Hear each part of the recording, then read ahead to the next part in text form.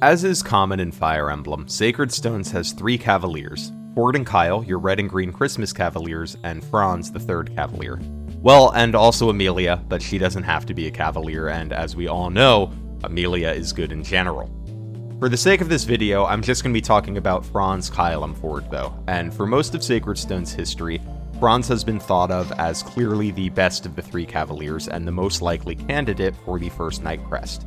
Throughout the years, these Cavs have been slowly creeping towards each other on tier lists, but still, a lot of people think that Kyle and Forde are way worse than Franz. I posted a tweet asking about which Cav should get the early Knight Crest in Sacred Stones, and the answer was almost universally Franz. Even Gilliam got a little bit more love than Kyle and Forde. No judgment on that, I felt the same way for a long time, but I'm going to talk about the Sacred Stones Cavs and explain why Kyle and Forde are better than you may think, and why they're actually decent candidates for that first Knight's Crest promotion.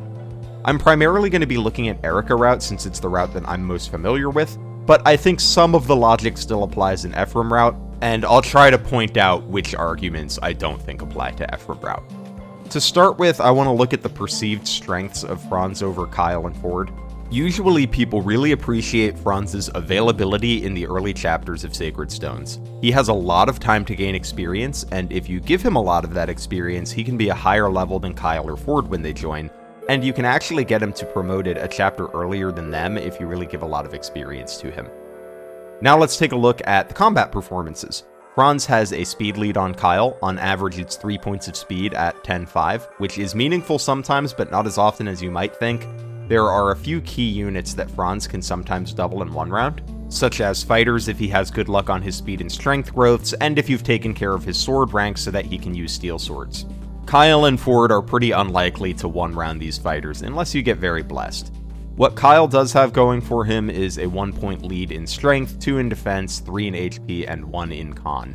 So the speed gap between the Cavs feels a little lower when using steel lances, and Kyle is bulkier against multiple enemies.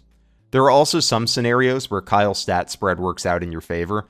Against mercenaries, neither will double, but sometimes Franz will need 3 rounds compared to Kyle's 2 due to Kyle's higher strength. Forde is statistically the worst of the trio, having lower strength and speed compared to Franz, but without the significant advantage in bulk that Kyle brings. This is all to say that Franz is a little better offensively than Kyle is a little bulkier, and Forde just doesn't have too much going for him, statistically. But the key here is that the performances aren't that different, especially when you consider what the job of your second Paladin is in Sacred Stones. Whether you go with Franz, Forde, or Kyle, these are units that are going to be filling a secondary combat role compared to your best combat units like Saleh and Garrick, and a lot of their job is going to be fighting weaker enemies like soldiers and bonewalkers, running to villages, and carrying your lord behind Seth. Franz, Kyle, and Forde do these jobs almost equally well. Because of this, if you're just promoting your Cavalier at level 10 around chapter 8 or 9, it doesn't matter that much whether your Cavalier is Franz, Kyle, or Forde. Though Franz has the small edge that he has the potential to double a few more enemies that Kyle and Forde aren't likely to double in one round.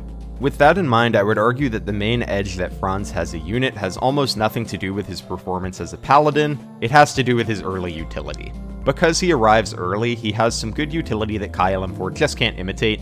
He gets to set up kills for Vanessa or carry Erika around for several chapters before Kyle and Forde arrive, and since he arrives early, you could also choose to pump a lot of experience into him and snowball him, and doing so would make him stronger than Kyle and Forde because they only get 1 map of EXP in the early game. The issue with snowballing Franz this way is that there are some significant costs. In early game Sacred Stones for Eirika route, there are 3 units that you might want to get to promotion: Vanessa, Artur, and Franz.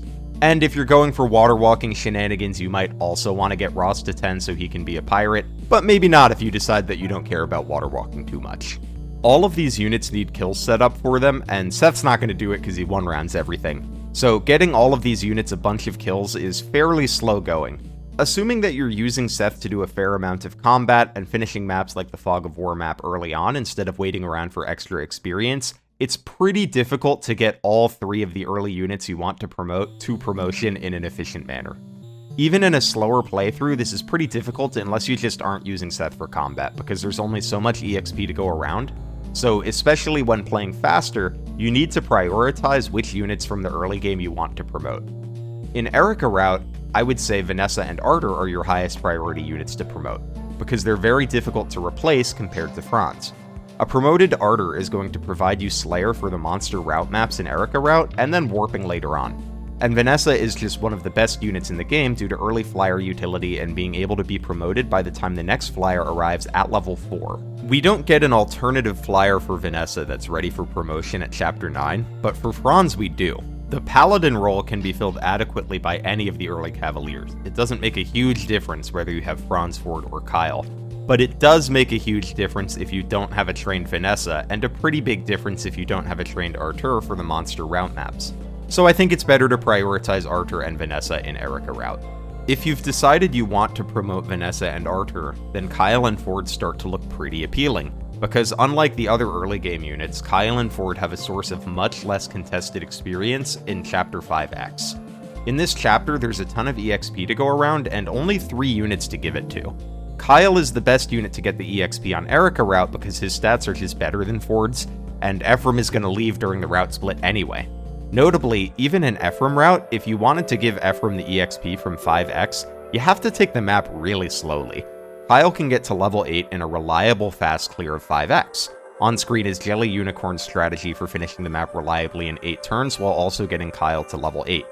If you aren't interested in playing fast, though, Kyle could even get up to level 10 or 11. You can do the same thing with Forde, and that means that Forde or Kyle can easily promote in Chapter 9 if you're playing fast, or even Chapter 8 if you're playing slowly. If you give EXP to Franz, this is basically the same time he's going to promote. Chapter 8 in a slower playthrough, 9 in a faster playthrough. So on Eirika route, the evaluation shouldn't end at Kyle versus Forde versus Franz. It should also include Vanessa and Arter. So it should look more like Kyle or Forde and Vanessa and Arter versus just Franz and Vanessa. Because it's going to be a struggle to get Arter, Franz, and Vanessa promoted if we're playing the early game in a timely manner and using Seth for combat. On Ephraim route, the Arter promotion seems less important to me, since the only monster route map is Phantom Ship, and the benchmarks for killing a lot of the enemies on that map are pretty low. So a Slayer Bishop doesn't help you as much as it does on Eirika route, where you have to deal with a lot of dogs, spiders, and gargoyles that your units may have a tough time killing, so Arter can do well against those. You may still want to promote Arter in Ephraim route to be a second warper, but that can probably wait a little longer for promotion if you just want to use him for that. So basically, the case for Kyle and Forde is that they get to promotion level almost for free because no one else is competing for that experience in 5X. In Eirika route, you don't care about Ephraim getting early XP, and even if you did, it's hard for Ephraim to gain a lot of EXP since he should spend a lot of that map in Orson's saddlebags just to get to the throne in a timely manner.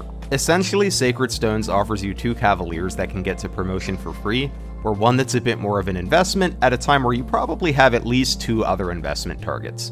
With this in mind, I think Franz would have to be significantly better than Kyle and Forde in order to get the first Knight's Crest on Eirika route, but the reality is their role is often going to play out the same despite their statistical differences. Let's look at a few Eirika route maps for what I mean. Chapter 9, Distant Blade, is usually a tricky one because you actually need your Paladin to do a fair amount of combat to secure the Draco Shield village. All of the Paladins can do this though. You have 2 flyers, so you can have Tana bring Seth down to the other village while a trained Vanessa supports your other Paladin, and you'll be good to go. In Chapter 10, the second Paladin is most likely going to kill a couple scrubs to help Erika get to Garrick, but again, Seth is going to be doing the bulk of the combat en route to the boss. Chapter 11 is our first monster route map, and the enemies are all really low quality here. Any Paladin can perform well against the weaker enemies like the Bone Walkers, but none of them do great against the gargoyles or the dogs, so the Paladin's job on this map is either cleaning up some weaker enemies, or rescue dropping Arter around to take advantage of Slayer. These are the types of things that Paladins are doing for the entire game, and as you get more great combat units like Garrick and Saleh, they fall even more into this role of doing support and taking advantage of their high move while fighting weaker enemies. This is a job that all of the Paladin options can do well. If you're using the Paladins in this secondary combat unit / support unit role, all of them perform pretty similarly with that first Knight's Crest unless you really power leveled Franz in the first few chapters, at the expense of giving some of those kills to Vanessa or Arter. Most of this video has assumed that you're playing the game kinda fast, but if you're playing slow, a lot of the logic still applies.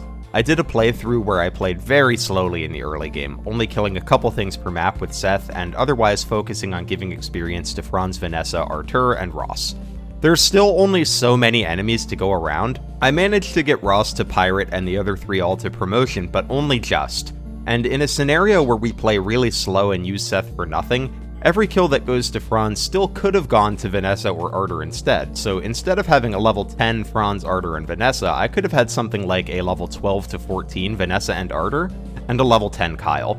Or I could have played faster and used Seth more and still ended up with a promoted Vanessa, Ardor, and Kyle.